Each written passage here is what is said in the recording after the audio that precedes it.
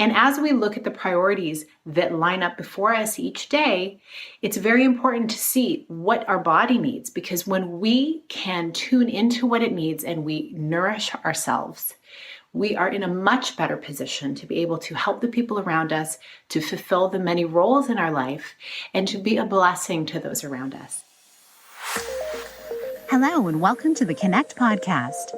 This show is all about helping you connect to your soul's calling so you can take action on it. Because the sweetest success is a blend of discovering your purpose with the inner drive to bring it to life. I'm Sheila, health coach, lifestyle entrepreneur, and mom of two, best known for my online wellness programs, mentoring, and self-love passion. Listen in for inspiring interviews, solo chats, and Q&A sessions that will move you past overwhelm towards what lights you up. Stop accepting good enough and go for your version of great in your health, business, and relationships. Let's get started. Have you ever asked yourself, what is my body telling me? Very often we look outside of ourselves to find out what we need to be doing. There's many voices in the wellness field and just in life in general telling us the foods we need to be eating, the exercises we need to be doing, the schedules we need to be keeping. And very often we're trying to fit the square peg of our female existence into the round hole of what society expects from us. It can be exhausting. So I'm always inviting women to check in with themselves to find out really what their body needs. I will give you an example. I've been really enjoying through the summer and into the fall my morning walks. And I feel like it's the best way for me to get going.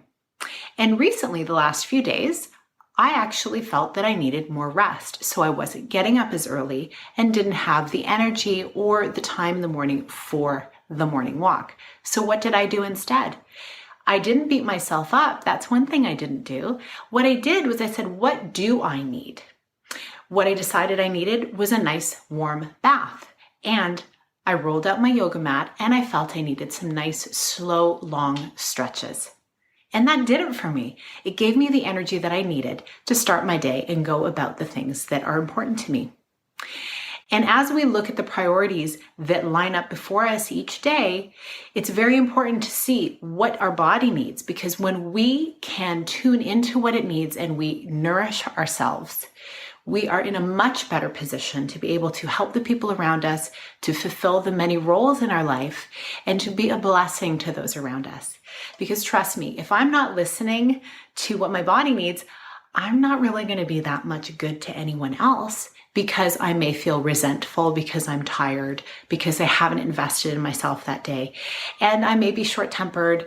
I may not do my best work. So these are things to consider when we think about self-care.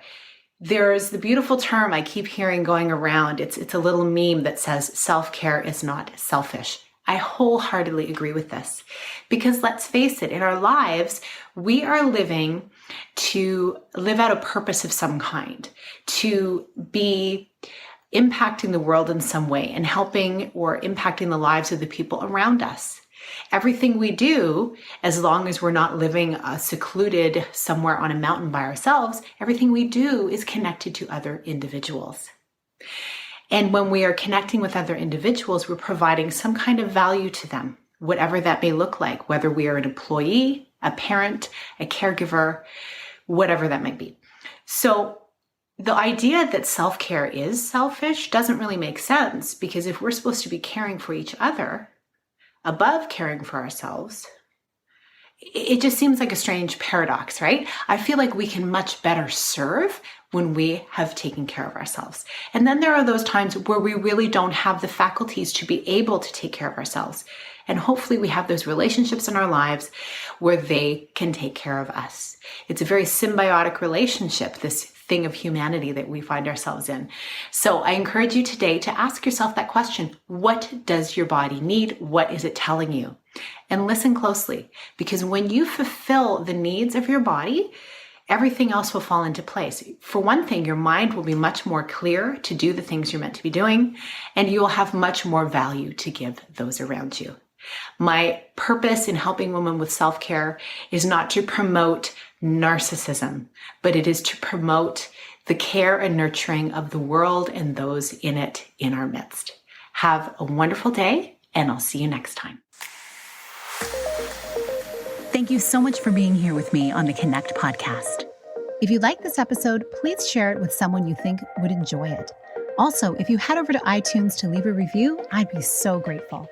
Let us know what your favorite parts were and what you'd like to hear more of. It will help us have a greater impact, elevating many more people to grow and succeed together. See you next time.